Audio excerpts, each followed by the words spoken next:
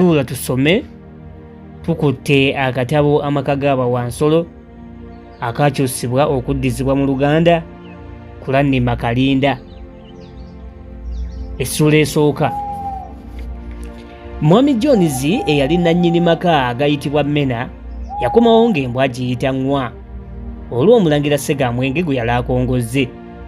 Era olwaggala oluggi lwa kayumba k'enkoko teyajjukira na kuzibikira mu waatwa ogwali ku kayumba ako, wabula yakwata ttaala ye ng'atagala dda mu nju. Olwatuuka ku luggi olw'enju, agagatto gamageetesi ge yalina mu bigere yagamansula bumansuza eri ng'ayingira. Olwayingira nga yeefukiramu giraasi ya mwenge, olwo nno ng'alyoka agenda mu kisenge okwebaka. Mu kisenge yasanga mukazi we ali mu matta nsejjere, ne Jones olwagwawo bw'ati yayira buyizi.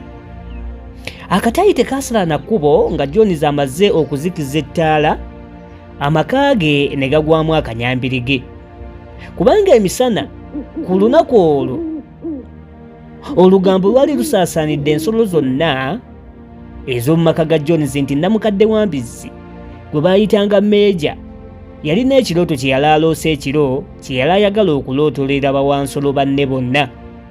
Era Bawansolo bonna baali bakkiriziganyizza okukuŋŋaana okulootololwa ekirooto kino mukama waabwe mwami Jones nga tannadda. Namukadde Wambizzi ono Meeja kyokka yamanyibwa ennyo nga Nalulungi Were mu mpaka z'emyoleso gye yayingirangamu mu buvubuka bwe. Buli nsolo yonna ng'emuwa ekitiibwa ekitagambika, era ku olwo tewaali nsolo yonna yalutumirwa mwana okujja okuwulira ekirooto kye. Meeja yatuulira ddala ku kiriri kye ekyali kifaanana ng'ekiwu ekyaliddwako essubi, era ng'ettaala yali ereebeetera ku mukomba, kale ng'emwakira ddala mu maaso. Yadde yali kumpi kuwalulirwa ku kiriba, anti yalina emyaka 12 miramba, era newankubadde yali atandise okuseenya enviiri, naye yali akyali wa kitiibwa era ng'atunuza magezi masa. Amanga ago Bawansolo abalala baatandika okwesomba musolesoole nga bwe bajja beeryanya, buli omu mu ngeri ye. Bawambwa be baali abasaale, bano bajja basatu, Bululu, poliisi ne Ppica. Baali baakatuula nga Bawambizzi bagobye bumale. Bawambizzi beeyalirawo ku ssubi ku mwanjo ddala. Enkoko zo zaasitamiriza eri ku ddirisa nga bwe zeesokoola. Enjiibwa zeeyegeka ku mufuubeeto. Bawandiga ne Bawante bo baagalamira mabega wa Bawambizzi ne batandika okwezza obwenkulumu. Waaliwo Bawandogoyi babiri, Bokisa ne Kirova. Bano bo bajjira ddala wamu nga bwe basimbagiriza mpozzi n'obwegendereza nga si kulwa balinnyalinnya ate obusolo obutonotono ne babubyabyataliza ku ttaka awo. Kirova yali ndogoyi ng'eri mu myaka gyayo egy'ekivubuka, yali yanzaala nnya zokka. Ye Bokisa bwali bwaguuga bwa nsolo yennyini ng'epima emikono 18 era ng'erina amaanyi ga ndogoyi 2 nnamba. Yalina ebbala eryeru eryatuukiranga ddala ku nnyindo yaayo era eryagitunuzanga ng'ensirusiru. Mu butuufu era teyali ya magezi nnyo, naye ng'ensolo zonna zigiteekamu ekitiibwa kubanga nga nneesimbu nnyo mu nkolagana yaayo n'ensolo zinnaayo, ate nga mu kukola obukozi ereka baagala. Ku ndogoyi kwe kwadda Wambuzi mukyala Miriyeeri. Miriyeeri yali mweru bettukutuku. Wambuzi yaddirirwa endogoyi gye bayita Benya. Benya ye yali nansangwawo ow'omu maka ga mwami Jones, ate nga yasinza n'akasongoyera. Benya nga tatera kwogera era ng'emirundi egisinga oyinza n'okumulinnyako n'atanyega, naye nga buli lwayogera banne abakiina bukiinyi. Benya ye yekka mu nsolo ez'omu maka ga Jones ataasekanga. Bwe mubuuzanga ekimugaana okusekako ng'agamba mbu ye terabawo kisesa. Kyokka 10 nga bwe litakyawa omu, ne Benya yalinayo mukwano gw'enfiira bulago nga ye Bokisa, era bombi baakeeranga ku makya naddala ku Ssabbiiti ne bagenda mu nnimiro gye baasiibanga nga balya naye nga teboogera. Bawandogoyi nga baakatuuka ne ziryoka zireeta oluseregende lw'obubaata obuto obwali bumulekwa olw'okuba nnyina waabwe yali yaakafa, bwajja buyuuga ng'eno bwe bubaatira bukaaba nnyini okutuusa n'obweyegeka mu kafo we bwalaba nti tebaabulinnyirewo. Kirova yabubugirizaako n'amagulu ge era ne bwebaka omwo okugenda okwejjuukiriza ssebo nga bufuluuta. Eggye lya Kabaka nga bwe litaggwa mabega, endogoyi enkazi eyalungiwa n'ekaawa gye baayitanga Mmole kumpi ye yakoobera. Nakyalo ono yajjako bulungi nga bw'anona ekkerenda lya ssukaali. Olwatuuka ne yeetyebeka mu maaso ddala awo, olwo n'atandika okutenga omukira ate nga bw'agukomberera mpozzi bawansolo banne batere balaba akatambaala akamyufu ke yali asibyeko. Oluvannyuma lwa byonna ne zireeta byomere Wakkapa. Yajja yeeboolya era nga bulijjo yanoonyeza ddala akafo akabuguma era n'akafuna mu makkati ga Boxer ne Kirova n'atandika okuyiriitira ng'eno bw'azibiriza.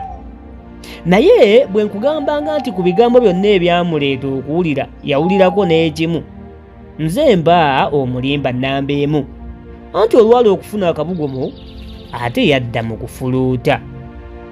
Tuula tusome mwoli tuli ku katabo amaka g'abawansolo, tukasimbudde busimbuzi tuli ku ssuula esookera ddala gye tusoma essaawa zino zennyini. Ensolo zonna nga ziweddeyo era nga zimaze n'okubukala mu bifo byazo, mpozzi okuggyako Rover eyayitibwanga Musa eyasulwangawo ku mufuubeeto gw'oluggi lw'emmanju. Musajja mukulu Mmeeja yatandika okuzibuulira ekyali kizimuyisizza. Yasooka kukololamu n'alyoka azigamba bw'ati, Basseruganda, ndowooza mwenna mwamaze dda okuwulira ku kirooto kyange kye naloose ekiro, naye kansooke eby'ekirooto mbiteeke ku bbali. Nina ekintu ekirala kye njagala okusooka okubagamba. Bazzukulu bange nga bwe mulaba byensiba bikutuka, era njagala okubasibirira entanda nga sinnagenda zira kumwa.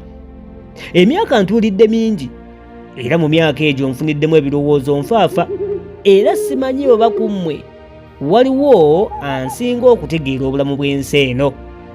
Bannange, obulamu buno bwe tulimu bulamu ki? Nammwe bannange mulabe, ennaku etuliko eryoleza ddala lumonde.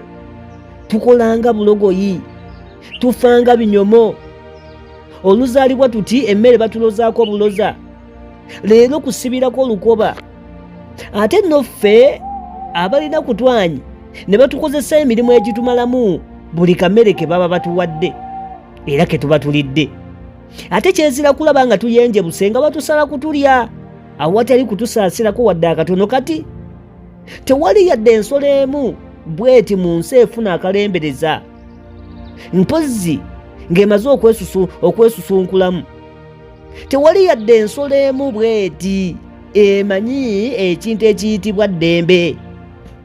Obulamu bwaffe bunaku bennaku, ago nno ge mazima gennyini. Naye baganda bange, ebintu byajja bigerekedda nti ffe bawansolo ffe tulibeera ng'abaddu. Nandiki ensi eno mbi nnyo obutasobozesa mmwe nange kweyagalako. Nedda, ensi eno njimu, embeera y'obudde nnungi. Twandiyinzizza okulima emmere ne tugikungula era ne tugirya ne tubiyigiina n'okusindisa ne tusindisa n'ebigere. Kale mulabire ku nnimiro yaffe eno eyawano. Ennimiro eno ekyayinza okuliisa endogoyi daziini nnamba n'eggana ly'ente n'endiga butabalika, ate zonna ne zikkuta ne zigejjulukuka ne zisala zinnaazo. Wabula bino byonna tubiwunyirwa lusu. Baganda bange, lwaki ensi eno etukooza kagiri bweti? Ensonga eri emu bweti, omwana w'omuntu yatusibyeko ennaku eyo yonna, teri kirala. Okumanya ng'omuntu mubi, ebibala byonna ebiva mu ntuuyo zaffe abyezibika. Okubonaabona kwaffe kwonna kuleetebwa ekigambo kimu bwe kiti muntu. Singa oggyawo omuntu, eddembe nga litulimu ttaano. Kubanga bannange, okumanya ng'omuntu mubi bulala, ye yekka atakola naye alya n'atindiguka. Weewuunye, omuntu takamwamu mata nga mmwe baganda baffe mmwe bawandi, tabiika magi nga mmwe bawankoko, obukono bwe tebusobola na kusika yadde enkumbi emu bweti. okumanya ng'omuntu yanafuwa tomuwa kugoba yadde akamyu n'ogamba nti anaakakwata. Naye Lubojja ono ssebo ye mukama waffe yatutuntuza enkya n'eggulo ate ye n'alya ne yekkusa ffe nga tusula ku maliba. Bannange nammwe mulabe ffe tulima obusaa bwaffe bwe bugimusa ettaka naye ffenna twerya nkuta. Mmwe bakazi battu bawa nti omuntu yabakamamu amata genkanawo omwaka ogwo pipa na pipa, naye amata ago agandibadde ganywebwa ennyana zammwe gaddawa? Omuntu yaganywa n'aterekerawo baana bammwe yadde ettondo liti.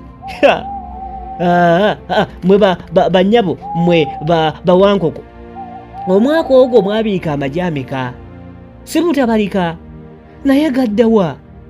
Mukama wammwe ono gonna yagateeka ku mumwa n'amalala n'ageetundira mu butale mu bantu banne okwefunira omudidi gwa ssente. Yabakwasako yadde omunwe gw'ennusu nti gwogwo, zonna bwe yazifuna bwe yazeezibika. Mwe muli mu kuwoolya buwoolya.